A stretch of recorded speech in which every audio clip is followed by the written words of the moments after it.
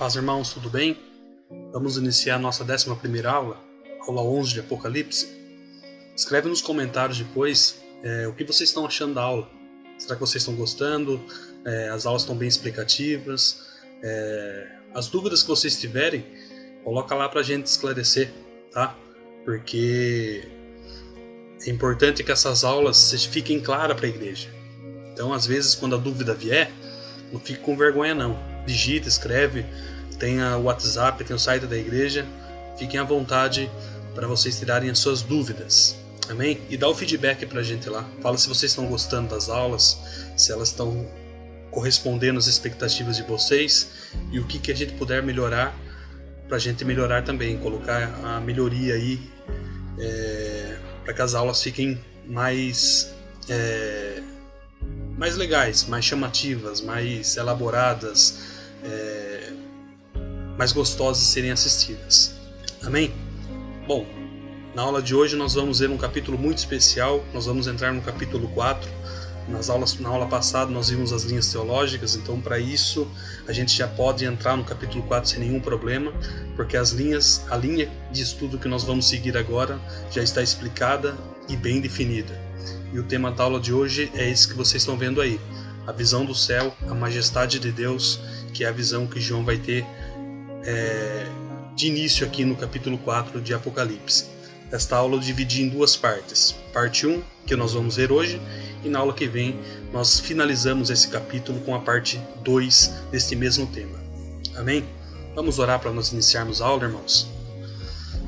Senhor, nós te agradecemos, ó Pai, por esta aula, pela Tua presença, por mais um momento que o Senhor, ó Deus, nos dá a possibilidade de estarmos na Tua presença para aprender a Tua palavra. Senhor, nós não vamos buscar conhecimento em outro lugar que não seja na Tua presença, porque eu sei que o Senhor tem grandes coisas para nos entregar, ó Deus, e nós temos prazer em sentar, ouvir e aprender a Tua palavra. Senhor, nosso coração tem que estar disponível diante do Senhor. Por isso, ó Pai, se tem alguma coisa aqui prendendo, impedindo, dificultando, ó Deus, que a Tua palavra penetre no coração da Tua igreja, que o Senhor venha fazer um tratamento agora. Coloca as Tuas mãos, Senhor, e faça com que nós venhamos a prestar atenção e a absorver tudo que o Senhor tem colocado à nossa disposição. Senhor, se o inimigo está atrapalhando, que ele saia em nome do Senhor Jesus. E que nós venhamos a estar 100% atentos, ó Deus, à Tua voz. Esteja conosco, ó Deus, e nos instrui, nos ensina como o Senhor tem feito. Faz mais uma vez. Eu te peço em nome do Senhor Jesus. Amém. Amém, irmãos? Bom, então vamos iniciar esta aula importante aqui de Apocalipse, capítulo 4 de Apocalipse. Só para a gente lembrar, o capítulo 4 de Apocalipse é o capítulo onde João vai começar a descrever o trono, a sala do trono de Deus. E quando nós falamos em descrever a sala do trono de Deus, logo vem em mente dois profetas que tiveram visões também desta sala do trono. Posso falar até 3, mas os mais lembrados ali, Isaías no capítulo 6, tá? Ezequiel já no começo do livro, os dois profetas que nós lembramos muito bem de terem visto também a visão da majestade de Deus, da sala do trono. Tá? E a gente vai colocar algumas características também desses dois profetas aqui. E o profeta Daniel também tem esta visão, você consegue ver isso lá no livro do profeta Daniel. Amém? E o apóstolo João vai começar a descrever a partir do capítulo 4 esta mesma majestade, tá? Com algumas singularidades, com algumas diferenças em relação a Ezequiel, em relação a Isaías e em relação a Daniel. Nós vamos entender isso. Amém? Bom, então, só para nós reforçarmos a aula que nós tivemos anteriormente, a aula 10, nós temos esta linha de estudo adotada. Uma linha pré-milenista, pré-tribulacionista histórica. Amém? Então, peguem comigo então a palavra, abra comigo lá no capítulo 4 de Apocalipse, nós vamos ler esses 6 primeiros versículos, Apocalipse 4, versículo de 1 a 6. A palavra do Senhor diz assim: Depois dessas coisas, olhei e eis que estava uma porta aberta no céu. E a primeira voz que, como de trombeta, que ouvira falar comigo, disse: Sobe aqui, e mostrar-te-ei as coisas que depois destas devem acontecer. E logo fui arrebatado em espírito, e eis que um trono estava posto no céu, e assentado sobre o trono. E o que estava assentado era, na aparência, semelhante à pedra jaspe e sardônica, e o arco celeste estava ao redor do trono, e parecia semelhante à esmeralda. E ao redor do trono havia 24 anciãos, e via sentados sobre os tronos 24 anciãos, vestidos de vestes brancas, e tinham sobre suas cabeças coroas de ouro. E do trono saíam relâmpagos e trovões e vozes, e diante do trono ardiam 7 lâmpadas de fogo, os quais são 7 Espíritos de Deus. E havia diante do trono um como mar de vidro, semelhante ao cristal, e no meio do trono e ao redor do trono 4 animais cheios de olhos, por diante e por detrás. Até aí. Então essas são as primeiras palavras descritas por João a respeito da visão que ele estava tendo da sala do trono, da presença do nosso Deus. Tá bom? Bom, vamos lá. A palavra do Senhor diz assim nessa sessão: Depois dessas coisas eu olhei, e eis que estava uma porta aberta no céu, e a primeira voz, que como de trombeta ouvira falar comigo. Então João ele identifica a voz da primeira visão, lá do capítulo 1, das primeiras aulas que nós tivemos, como sendo aqui novamente se coloca a falar com ele. Amém? E essa voz diz assim para ele: sobe aqui. Ele dá uma ordem para João: sobe aqui. Então, primeiro, como João já havia dito, a presença dele nos céus em espírito. Lembra-se que João falava: eu fui arrebatado em espírito, tá bom? Então, o espírito dele é arrebatado, e esse subir lá é o espírito dele sendo arrebatado e subindo ao céu. Tá? A Bíblia afirma que ninguém subiu ao céu senão o Filho que de lá desceu. É o que diz já João 3,13. Ora, ninguém subiu ao céu senão o que desceu do céu, o Filho do homem que está no céu. Tá? E podemos ver também uma outra questão aqui em 2 Coríntios capítulo 12, versículo de 1 a 4. O apóstolo Paulo diz assim: em verdade que não convém gloriar-me, mas passarei as visões e revelações do Senhor. Conheço um homem em Cristo que há 14 anos, se não no corpo não sei, e se fora do corpo não sei, Deus sabe, mas foi arrebatado ao terceiro céu. E sei que o tal homem, se no corpo, se fora do corpo, não sei, mas Deus sabe, foi arrebatado no paraíso, e ouviu palavras inefáveis que o homem não é lícito falar. Tá? Então essa característica mostra aqui realmente que João ele não sobe ao céu. Eu coloquei esses dois exemplos, tanto de João como aqui do apóstolo Paulo, 2 Coríntios, que João não sobe ao céu em carne e osso, tá? Mas como ele estava contemplando uma visão espiritual, então ele é arrebatado e ele sobe em espírito. Tá claro? O segundo fato aqui é que João subir ao céu demonstra o que seria mostrado e apresentado a ele. Fatos que ocorreriam após o seu apostolado. Eu coloquei aqui visão histórica. Por quê? Como eu falei na aula passada, a visão futurista vai falar que esse subir aqui de João demonstra, né? O futurista vai falar muitas vezes isso, que este subir demonstra o arrebatamento da igreja. E que quando a palavra do Senhor fala para João, sobe aqui, é porque ele sobe e a partir do capítulo 4, as questões da grande tribulação começam a acontecer. Essa é a visão futurista. A visão histórica afirma que os eventos descritos a partir do capítulo 4 vão se desenvolvendo através da história, assim como aconteceu com as 7 cartas às igrejas. Esta visão histórica é a que eu acredito. Então essa questão de João subir aqui e ele receber essa ordem de que as coisas ocorreriam após o seu apostolado. Amém? Terceiro ponto que eu quero colocar é que é só para confirmar e para corroborar aqui o que eu acabei de falar, que segundo a visão futurista, esse fato demonstra que os fatos serão descritos após o período da igreja.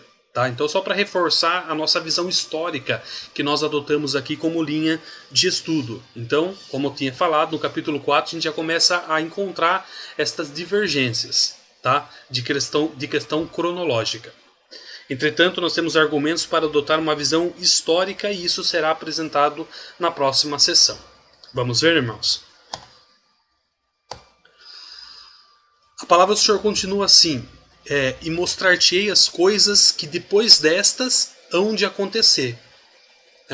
Só para confirmar o que eu acabei de falar aqui no slide anterior, por esta análise aqui de texto, nós podemos adotar essa linha histórica pelo seguinte argumento. Lá no capítulo 1 de Apocalipse, no versículo 19, nós verificamos essa expressão, as coisas depois destas. Você pode verificar isso lá em Apocalipse 1,19. E esta designação se refere a acontecimentos posteriores, a fatos que já estavam acontecendo. Então essas questões de falar depois destas, essa expressão significa que são eventos que estão acontecendo no presente de João. Então no dia a dia de João, como era o comportamento das 7 igrejas, as coisas estavam acontecendo. E estas coisas que estavam acontecendo, Jesus utilizou para profetizar o futuro. Amém? Então você encontra de novo agora no capítulo 4 essa mesma expressão, tá? As coisas depois destas. Então demonstra que as coisas que João estava vendo agora vão acontecer depois destas. Tá claro isso, irmãos? Então demonstra que os fatos vão acontecendo durante um período histórico, tá? E não tudo de uma vez após o arrebatamento da igreja, tá? O segundo ponto aqui é que, partindo desse critério, nós adotamos que as revelações apresentadas são revelações gerais, envolvendo tanto a igreja quanto ao mundo. Desta forma, o início dos fatos relacionados é a redenção e ao juízo divino sobre a humanidade, partindo do primeiro século. Amém? Então, destas, as que são as coisas do tempo de João, então se relacionava ao tempo presente, ao tempo de João. Tá confuso, irmão? Se estiver confuso, depois vocês digitam para mim, faz comentários aí para nós tirarmos. Amém? Isso eu estou colocando para nós reforçarmos aquela linha histórica, aquela visão histórica que nós adotamos. Amém? Então, para uma linha histórica, os juízos referentes aqui aos selos e às trombetas, que nós vamos ver aqui no capítulo 6, e a partir de agora nós vamos começar a ver muito os juízos que Deus derrama sobre a terra. Então os selos e as trombetas, eles não são referentes à grande tribulação. Tá? Um futurista vai falar para você que tanto os selos como as trombetas e as taças, esses 3 eventos, são referentes a um período da grande tribulação. Para uma visão histórica, não é bem assim. Os selos e trombetas não se encaixam à grande tribulação, somente as taças se encaixam nesse período. Partindo dessa posição, então, a grande tribulação inicia-se após o arrebatamento com o derramamento das taças. Então, ao decorrer dos estudos, essa visão histórica que nós adotamos ficará clara. Amém?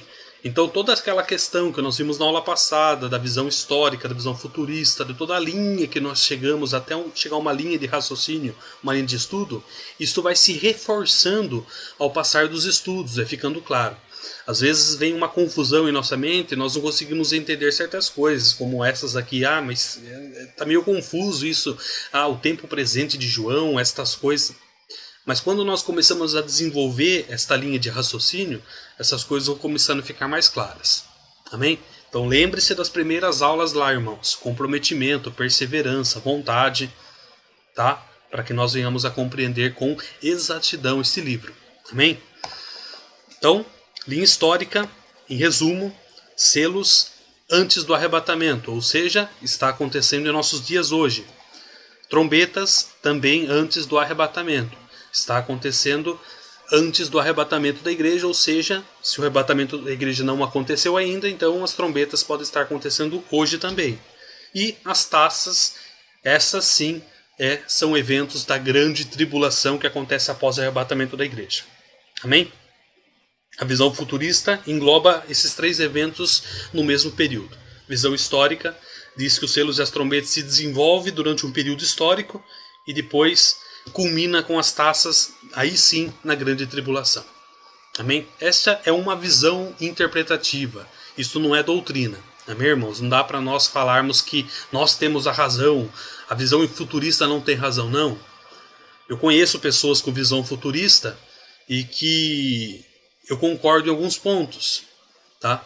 Então, é uma linha de escolha. Você tem que escolher alguma linha para você estudar, tá? E eu poderia adotar uma visão futurista. Eu tenho comentários bíblicos aqui de visões futuristas. E poderia fazer um estudo tendo o critério do futurismo para fazer esse estudo do Apocalipse. Mas eu escolhi a linha histórica para fazer o estudo. Amém?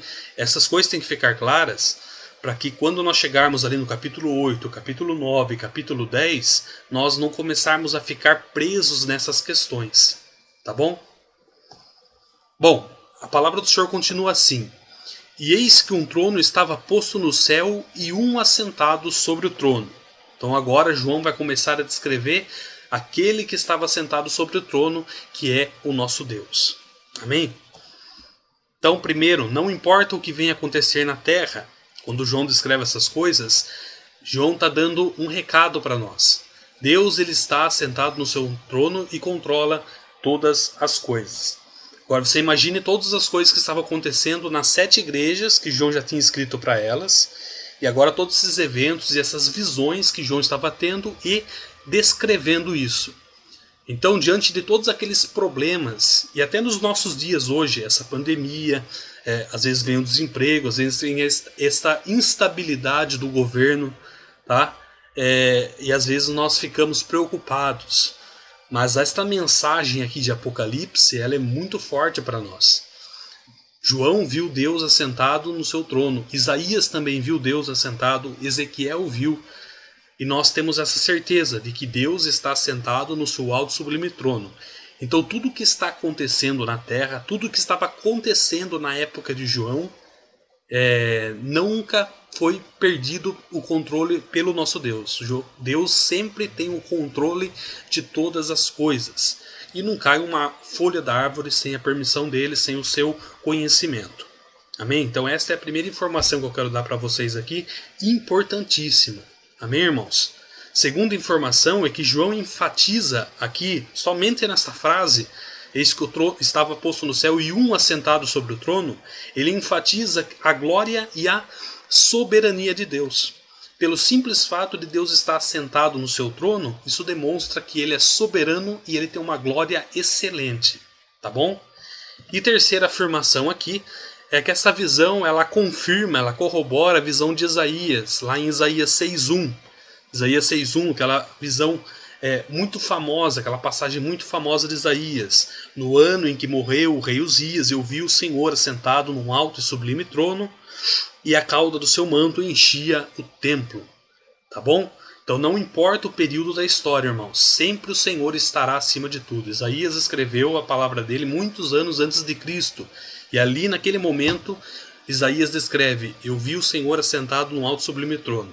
Passou-se muitos anos, e agora nós estamos no ano 90, 92, depois de Cristo, e ainda assim a palavra do Senhor declara que o Senhor está assentado num alto e sublime trono.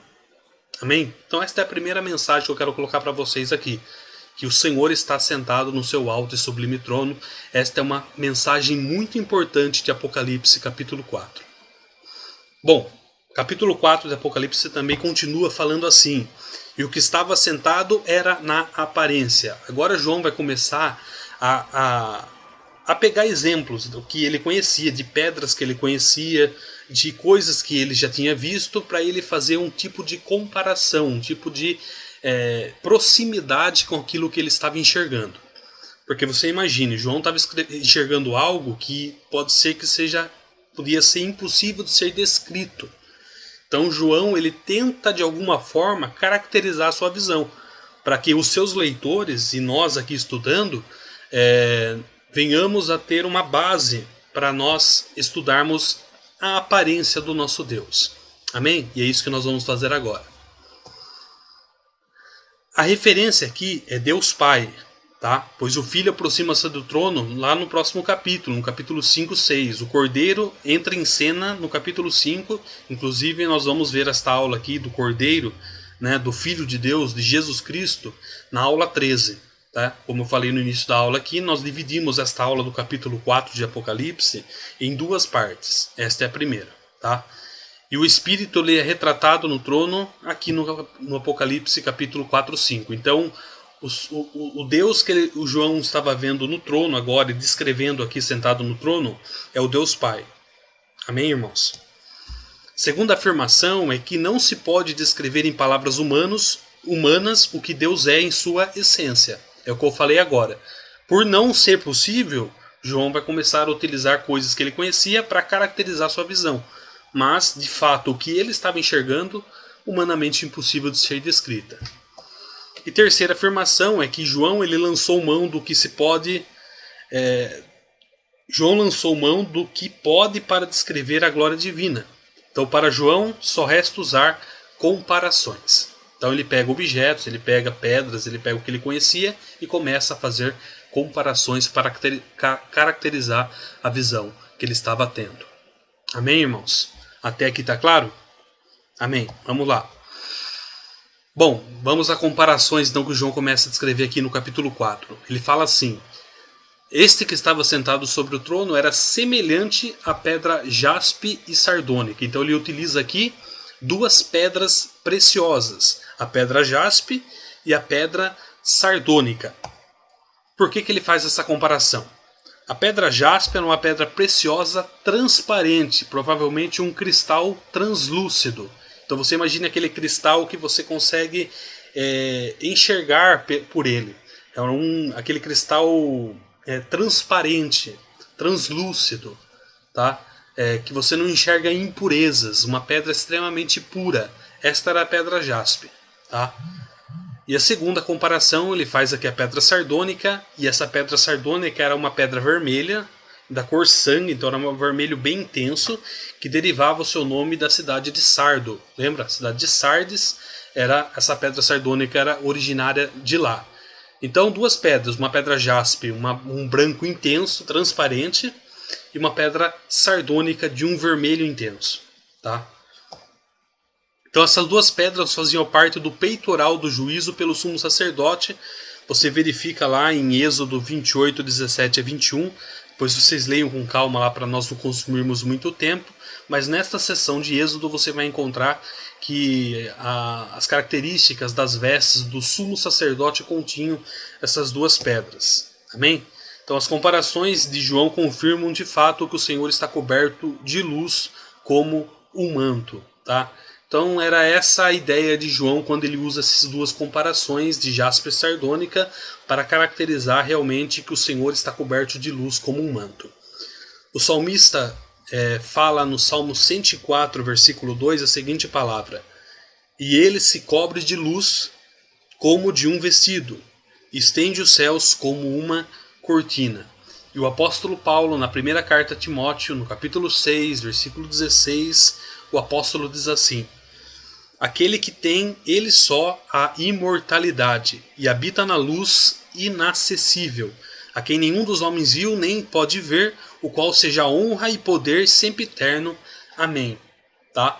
Então essa característica tanto do salmista como do apóstolo Paulo falando que o Senhor está coberto de luz excelente, era a ideia que João queria passar aqui nas duas comparações, tanto na pedra jaspe, tanto da pedra sardônica. Então, a primeira característica, aquele que estava sentado no trono, ele tem uma luz intensa, ele é envolto de luz e ele é Senhor de forma inacessível, como confirmando o que o salmista diz aqui no Salmo 104 e confirmando o que o apóstolo diz, o apóstolo Paulo, em 1 Timóteo 6,16. Amém?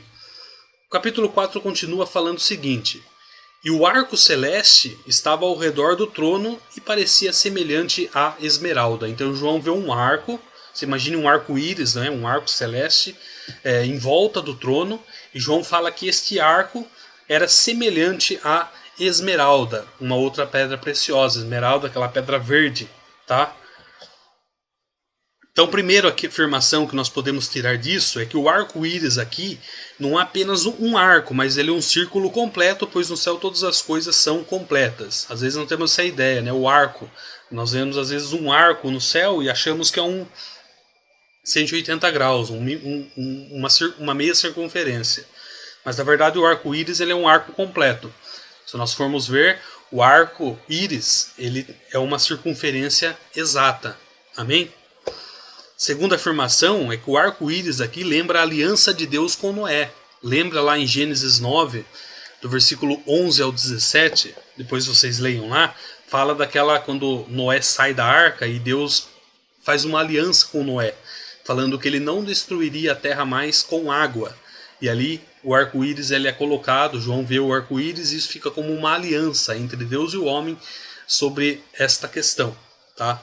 Então quando João vê este arco-íris em volta do trono de Deus, logicamente que João, quando ele faz essa comparação ao arco celeste, ele usa essa expressão arco celeste, é lógico que estava vindo na memória e vem na nossa memória também a aliança que Deus tem com o homem.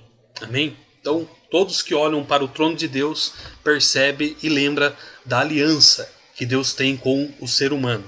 Amém? Terceira afirmação é que esta aliança nos lembra que mesmo quando o Senhor vem com o julgamento, ele é misericordioso.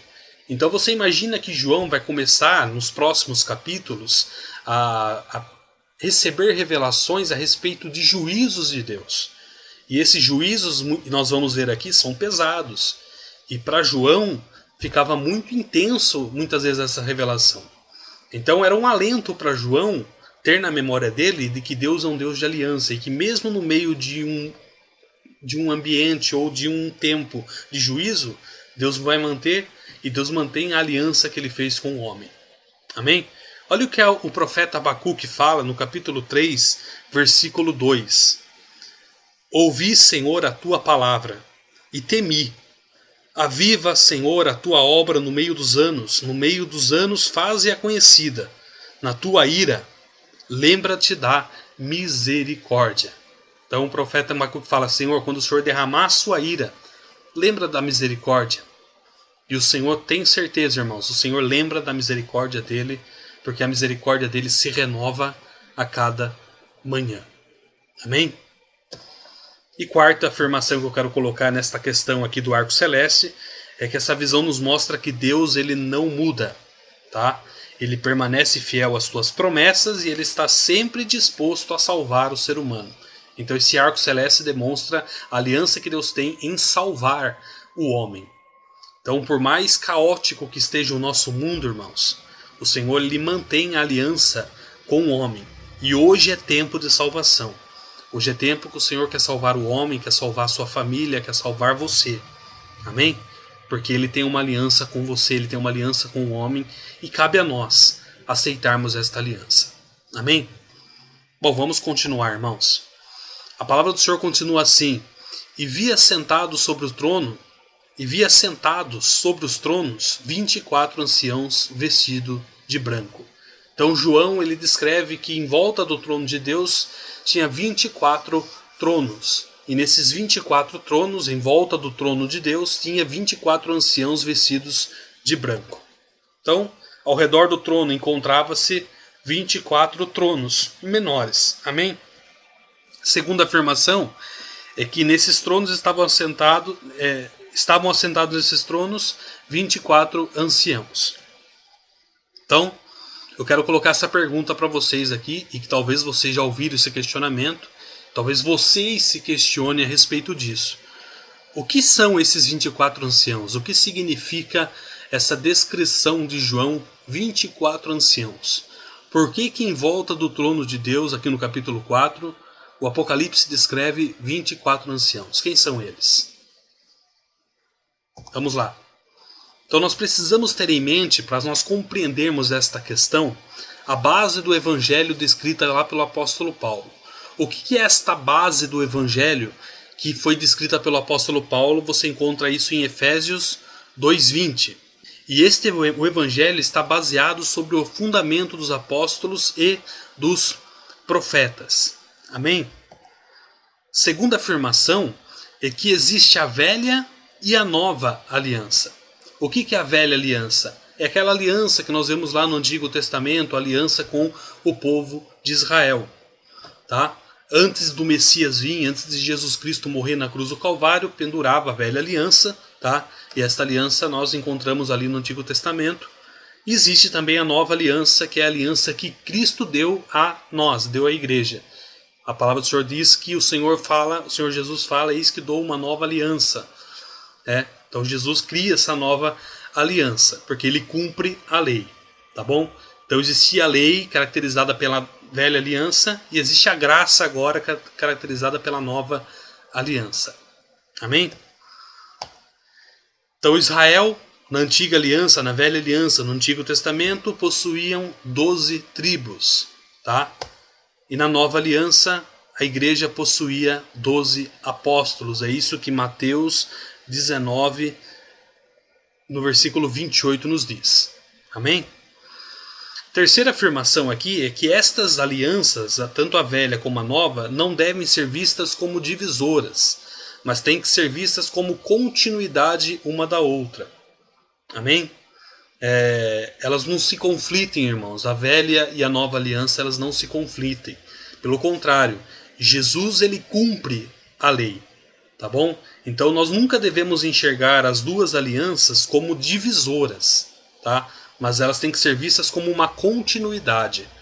Tinha que existir a antiga aliança, inclusive a lei. A palavra do Senhor fala que nos servia como aio. Aio era aquela pessoa que um homem, uma família rica, designava uma pessoa para cuidar do seu filho até que ele atingisse uma idade madura, para que ele andasse com as suas próprias pernas. O apóstolo Paulo nos diz em uma das suas cartas que a lei nos serviu para isso, para nos dirigir até Cristo, e que no momento determinado, na plenitude dos tempos, Jesus, ele cumpre a lei e este aio não era mais necessário. Tá? Então a nova aliança, ela dá uma continuidade, e hoje nós vivemos esta nova aliança. E a quarta afirmação aqui é que os 24 anciãos representam os salvos, o sacerdócio que foi comprado pelo sangue do Cordeiro. E esse número simboliza a inteireza do povo de Deus. Então, se nós enxergamos a velha e a nova aliança como uma continuidade, 12 tribos de Israel, 12 apóstolos da igreja, 12 mais 12, 24, e aí você tem então a completude da obra de Deus desde Gênesis até Apocalipse. Então, basicamente, os 24 anciãos representam a completude da obra que o Senhor fez na raça humana desde Gênesis até os nossos dias hoje. Tá bom? O Apocalipse continua assim: vestidos de vestidos brancos e tinham sobre suas cabeças coroas de ouro. Então, João começa ainda a caracterizar esses 24 anciãos. Então, como falado em outras vezes, as vestes brancas aqui simbolizam vitória, santidade. Eu coloquei esse termo aqui, santidade, demonstrando que realmente quando a pessoa passa por a trajetória em santidade, ele alcança a vitória. Então a vitória está muito relacionada com o processo de santificação. E vencedores que alcançaram vitória pela fé em Cristo, leiam depois primeira Epístola de João, capítulo 5, versículo de 4 a 5, você vai encontrar essa característica. Amém? Então aqui o vocábulo grego, ele possui duas formas de se referir à coroa. Primeira forma, quando nós encontramos na palavra de Deus caracterizando coroa, é a palavra grega Estefanos. Isso é coroa de vitória ofertada a atletas vencedores em Jogos Olímpicos. Então é como se fosse uma medalha hoje de uma corrida, de uma maratona. A coroa era entregue para vencedores. Então, quando a palavra do Senhor usa a expressão Estefanos, ela está se referindo que essas coroas estão sendo entregues a pessoas que venceram uma trajetória, que foram vencedores numa corrida, numa jornada. E aí a palavra do Senhor usa essa expressão Estefanos. Então, essa palavra Estefanos, esse tipo de coroa, quando você encontra isso escrito na palavra de Deus, são pessoas que venceram uma trajetória, foram vencedores dignas desta coroa porque venceram esta trajetória. E é esta expressão Estefanos que nós encontramos aqui nessa seção. Tinham sobre as suas cabeças Estefanos de ouro. Amém? Então, 1 Coríntios, capítulo 9, do versículo 24 a 27, depois eu não vou ler os 3 versículos, mas nesse trecho aqui, eles o fazem para alcançar uma coroa corruptível, nós, porém, uma incorruptível. É um trecho aqui desta sessão, mostrando realmente o Estefanos aqui. Eles fazem para alcançar uma Estefano corruptível, nós, porém, uma, Estefano, incorruptível. Tá? Falando realmente, o que o apóstolo Paulo está descrevendo aqui, é que eles correm para alcançar uma coroa que pode se desfazer, mas nós conquistamos algo que é eterno. Amém? Tiago 1,12 diz que nós receberá a coroa, receberá a Estefanos da vida, o qual o Senhor tem prometido aos que amam. E Apocalipse 2,10, ser fiel até a morte, e dar-te-ei a Estefanos da vida, e dar-te-ei a coroa da vida. Amém? Então, essa sessão aqui de Apocalipse caracteriza a coroa que o vencedor, que nós, se nós vencermos, vamos alcançar. E isso só acontece através do Espírito Santo e através da santificação. Lembre-se da primeira aula que nós demos quando nós falamos da jornada. Lembre-se daquelas primeiras perguntas. Por que nós devemos conhecer o Apocalipse? Porque nós devemos conhecer o início, a jornada cristã e o fim dela, que é a vitória. Amém? E tem uma outra expressão que nós encontramos na Bíblia, que é o diadema. Esse diadema também é uma coroa real dos reis, imperadores e outros dotados de realeza e autoridade. Tá? Aí essa expressão diadema é diferente de Estefanos. É uma coroa que a pessoa tem por direito. Ela não precisou vencer uma trajetória para ter. A essência dela é ter essa coroa. Apocalipse 2,3, e sobre as suas cabeças 7 diademas. Apocalipse 13,1, e sobre os seus chifres 10 diademas. E Apocalipse 19,12, sobre a sua cabeça havia muitos diademas. Amém? Às vezes o diadema, essa expressão diadema, vai ser usado também para caracterizar o dragão, para caracterizar demônios, Satanás. Porque o diadema não significa que é uma coroa de Deus, tá? Mas é uma coroa que aquela pessoa recebe por direito. Então, digamos assim, para ficar claro, Deus ele tem a coroa dele porque ele é rei. Desde o princípio até o fim ele é rei, ele é o alfa e o ômega. Então sobre a sua cabeça é lógico que vai existir muitos diademas, porque ele é rei. Satanás ele não é rei.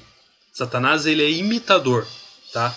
Então quando a Bíblia declara que sobre os seus chifres 10 diademas, né?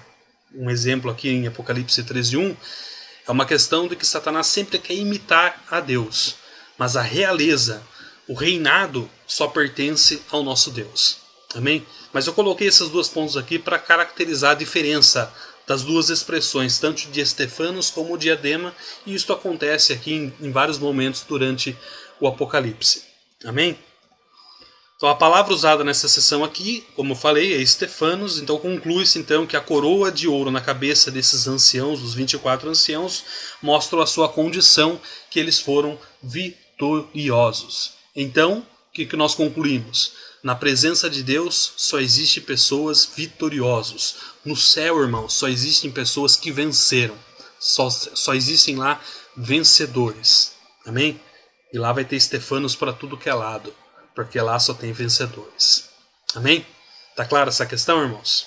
Se tiver alguma coisa confusa em relação a Estefanos, em relação a diadema, tá aberto os comentários para vocês perguntarem, tá bom? Bom, então para reforçar que os 24 anciãos aqui representam os salvos e a inteireza do povo de Deus que foi comprado pelo sangue do Cordeiro, eu designei aqui 4 pontos para nós reforçarmos esta questão. Primeiro reforço aqui, primeira posição, sua posição entronizado. A entronização aqui é exclusiva da igreja. É o que diz Apocalipse 3:21, tá? Segunda posição aqui, o número 24. Turnos do sacerdócio levítico. Você encontra isso lá em 1 Crônicas 24, de 1 a 19. Leiam com calma depois. E o reino sacerdotal é constituído pela igreja. Apocalipse 1:6, 1 Pedro 2, de 9 a 10. Amém? Olha o que diz 1 Pedro, para nós reforçarmos aqui. 1 Pedro capítulo 2, de 9 a 10. Mas vós sois a geração eleita, o sacerdócio real, a nação santa, o povo adquirido, para que anunciais as virtudes daquele que vos chamou das trevas para a sua maravilhosa luz. Vós em que outro tempo não eras povo, mas agora sois povo de Deus, que não tenhais alcançado misericórdia, mas agora alcançaste misericórdia. Tá bom? Terceiro aqui é o cântico. Eles entoavam a redenção entre os homens da terra. Apocalipse 5:9. Tá? O quarto reforço aqui é o episcopado, que é o ofício representativo. Os anciãos eram figuras representativas das igrejas primitivas. Tá? Você encontra essa questão do episcopado em Atos 20:17. Amém? Eu estou colocando essas 4 posições aqui para reforçar a ideia dos 24 anciãos que nós falamos no slide anterior. Tá clara essa questão, irmãos? Então eu coloquei a questão da entronização, que essa é a exclusiva da igreja, tá? E você consegue encontrar essa entronização referente aos 24 anciãos. O número 24, tá? Que é lá o turno do sacerdócio levítico e o reino sacerdotal constituído pela igreja, então gira em torno disso também. O cântico, que João começa a descrever ali, que nós encontramos os 24 anciãos exercendo um cântico ao Senhor lá em Apocalipse 5:9, que nós vamos ler em aulas aqui posteriores, tá? Falando realmente desse comportamento dos 24 anciãos. E o episcopado, que nós encontramos em Atos 20:17, também um ofício representativo da igreja. Tá? Então, outro ponto importante é que lá em Daniel 7:9, no livro de Daniel, ele viu tronos postos. Se você olhar essa seção de Daniel 7:9, você vê que Daniel descreve tronos ali também. Tá? Mas não há relato de que esses tronos tinham 24 anciãos, apenas 24 tronos. Mas quando a igreja ela se tornou realidade, né, João ele descreve que estavam ocupados. Então é um ponto interessante para nós colocarmos aqui também. Tá? Lá em Daniel, lembra-se quando eu falei que quando o anjo fala para Daniel, Daniel, encerra essa visão, porque isso que você está vendo acontecerá daqui a muitos dias, no fim dos tempos, não era no tempo de Daniel. Lá no tempo de Daniel, quando Daniel vê essa sala do trono, ele vê esses mesmos 24 tronos desocupados, ou seja, não tinha ocupação. Quando a igreja é instituída por Jesus Cristo, e ela começa a ser uma realidade, aí na época de João a igreja já era uma realidade, inclusive as 7 igrejas do Apocalipse estavam exercendo o seu ministério, aí sim João começa a ver os 24 tronos ocupados por 24 anciãos. Então é legítimo nós associarmos a igreja a esses 24 anciãos, mostrando a obra redentora do Senhor, do nosso Deus, desde o início até o fim. Amém? Bom, vamos continuar aqui. E do trono saíam relâmpagos e trovões e vozes. Então são sinais da aproximação de uma tempestade e lembranças do poder tremendo de Deus. Então esses sinais de tempestade se repetirão durante o julgamento, sempre vindos do trono de Deus e do templo de Deus. A partir daqui, quando nós vemos que Deus vai começar a derramar juízo sobre a terra, então essas questões de João ver sinais de tempestade saindo do trono de Deus, de relâmpagos, trovões e vozes, demonstram que Deus ele está pronto a fazer julgamento muitas vezes. O salmista fala no capítulo 9, versículo 7, a seguinte palavra: Mas o Senhor está sentado perpetuamente, e já preparou o seu tribunal para julgar. Demonstrando aqui que o salmista está falando que Deus está pronto para julgar no seu trono. E também o salmista fala no capítulo 77, 18, a seguinte palavra: A voz do seu trovão estava no céu, os relâmpagos iluminaram o mundo, a terra se abalou e tremeu. Tá? Isso só confirma o que João estava descrevendo aqui a respeito dos relâmpagos e trovões e vozes que saíam do trono de Deus. Amém? Então grande parte das pessoas somente lembram daquele arco celeste que João descreveu no slide anterior e prefere ignorar esses relâmpagos e trovões.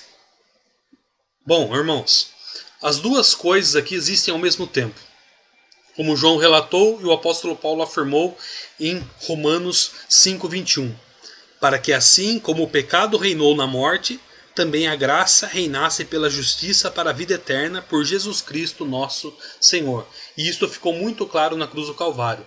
Deus manifestou o seu amor pelos pecadores e a sua ira contra o pecado. Então hoje o ser humano ele tem essa tendência, Deus é amor, Deus é amor. Ok, irmãos, ele é amor, mas ele também é justiça. E no mesmo nível, do mesmo nível que Deus é amor, ele também é justiça. Ele é 100% justo, ele é 100% amor. Tá? Então nós não podemos descaracterizar essa questão. Da mesma maneira que João descreve, o Senhor tem uma aliança com o ser humano porque ele é amor.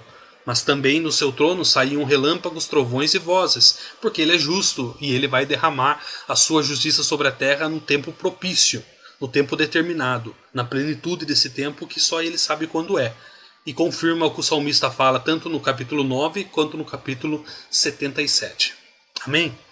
Bom, e diante do trono ardiam 7 lâmpadas de fogo, aos quais são os 7 Espíritos de Deus. Isto é, plenitude do Espírito Santo. Tá? É isso que significa essa questão aqui, esta sessão de Apocalipse. Quando João começa a descrever que no seu trono ardiam 7 lâmpadas de fogo, os quais são os 7 Espíritos de Deus. Esses 7 Espíritos de Deus demonstram a plenitude, a completude, lembra-se do número 7, do Espírito Santo. E isso é demonstrado lá em Isaías capítulo 11, versículo 2. E repousará sobre ele o Espírito do Senhor, o Espírito de sabedoria, de entendimento, o Espírito de conselho e de fortaleza, o Espírito de conhecimento e do temor do Senhor. Isso é plenitude do Espírito. Amém? Todos esses pontos aqui, então, 7 características aqui do Espírito. Espírito do Senhor, Espírito de sabedoria, Espírito de inteligência, de conselho, de fortaleza, de conhecimento e de temor do Senhor. Amém? Tá clara essa questão, irmãos? Vamos continuar então. Bom, e havia diante do trono como um mar de vidro, semelhante ao cristal. Tá? Primeiro, o mar de cristal aqui, esse cristal puro, simboliza a santidade de Deus. Então quando João descreve este mar de cristal, este trono como um mar de vidro semelhante ao cristal, João estava caracterizando aqui que na presença de Deus existe a santidade. Segundo, a serenidade do reino e o governo de Deus. E terceira afirmação, nos faz lembrar do firmamento de cristal na visão de Ezequiel. Ezequiel 1:22, tá? Nós temos esta descrição que diz assim: e sobre as cabeças dos seres viventes havia uma semelhança de firmamento como a aparência de cristal terrível, estendido por cima e sobre as suas cabeças. Então isso demonstra, como Ezequiel está falando aqui, a fundação, a base do trono de Deus. Tá? E no meio do trono e ao redor do trono, 4 animais cheios de olhos por diante e por detrás. Tá? Esta é a última parte aqui desta sessão que nós estamos estudando de Apocalipse capítulo 4. Primeiro ponto que eu quero colocar para vocês aqui nesta questão é o vocábulo grego utilizado aqui é mesos kyklos. Isso sugere que estavam os 4 animais distribuídos, um de cada lado do trono, os quais poderiam estar parados ou se movendo rapidamente ao redor. Tá? E que animais são esses? É um outro questionamento que eu faço para vocês. Que animais são esses que João está descrevendo aqui? Que são animais cheios de olhos por todos os lados, por diante e por detrás. O que vocês acham? Será que nós encontramos esses animais nos relatos do Antigo Testamento? Vamos pensar um pouquinho? Bom, a Bíblia cita aqui 2 situações, ou 2 visões vividas por 2 profetas. Vamos lá. A primeira visão aqui que eu quero colocar é a visão de Ezequiel. A descrição do profeta, quando o Ezequiel vê a sala do trono, o profeta Ezequiel ele descreve também seres. E ele diz que esses seres que ele estava descrevendo são querubins. Isso você encontra em Ezequiel 1, de 4 a 14, Ezequiel de 10, de 20 a 22. Nessas 2 sessões você encontra essas questões dos querubins. Leiam depois lá, vocês têm a referência. E a segunda visão é a visão de Isaías. A descrição do profeta Isaías são de serafins. Isso você encontra lá no capítulo 6 de Isaías. Então, aí a gente encontra a primeira diferença. Se nós formos tentar achar uma explicação para os animais que João está descrevendo aqui no capítulo 4 de Apocalipse, então vamos para Ezequiel. Opa, Ezequiel está falando lá que é querubim.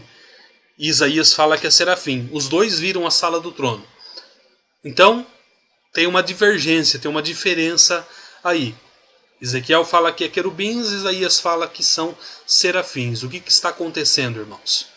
João irá descrever características dessas duas visões, e dessa forma nós podemos questionar. É lícito que nós questionarmos, porque João vai caracterizar a sua visão tanto em partes de Ezequiel como de Isaías. Mas como Ezequiel fala que é querubim e Isaías fala que é serafim, então não dá para nós conseguirmos entender com exatidão, tá?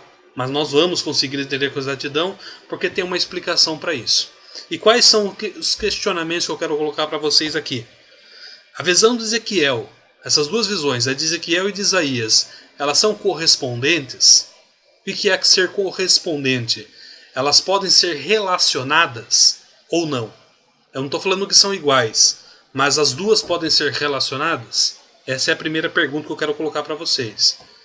Segunda pergunta, a visão daqui de Isaías e a visão de Ezequiel estão falando da mesma coisa?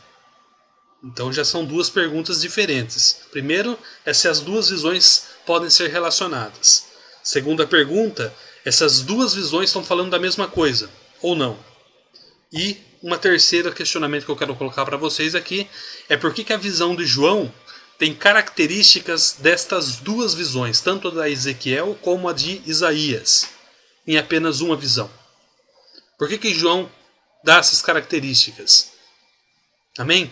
Então são 3 questionamentos que eu quero colocar para vocês, quero lançar para vocês, e até nós começarmos o nosso próximo estudo, eu quero que vocês deem uma pensada nesses 3 questionamentos e respondam para mim nos comentários ou lá no site da igreja, tá?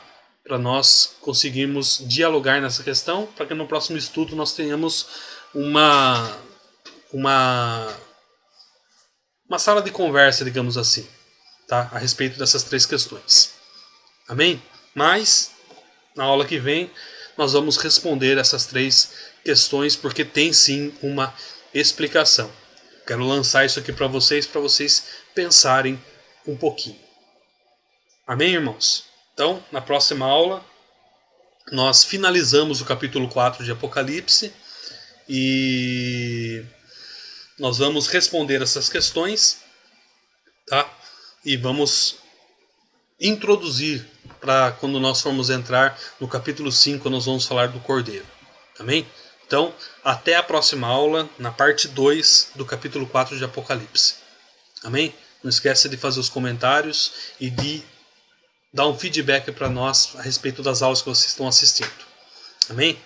Vamos encerrar para nós, vamos orar para nós encerrarmos? Senhor, nós te agradecemos, ó Deus, por esta aula, pela tua presença, por esse tempo maravilhoso que nós estivemos diante do Senhor. Te agradecemos porque o Senhor tem derramado sobre nós conhecimento, ó Deus. E nós sabemos que na tua presença nós sempre saímos cheios de conhecimento. Obrigado, ó Deus, por trabalhar em nós, por edificar em nós um coração puro e um caráter, ó Deus, que agrada ao Senhor. Muito obrigado, ó Deus, porque o Senhor tem nos mantido na tua presença.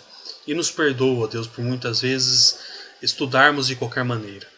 Mas nós precisamos, ó Pai, e nós queremos sempre estar na tua presença para aprender. Por isso, abençoa cada um que assistiu essa aula, abençoa a tua igreja, em nome do Senhor Jesus. Amém. Amém, irmãos? Deus abençoe. Até a próxima aula, se Deus quiser. Amém?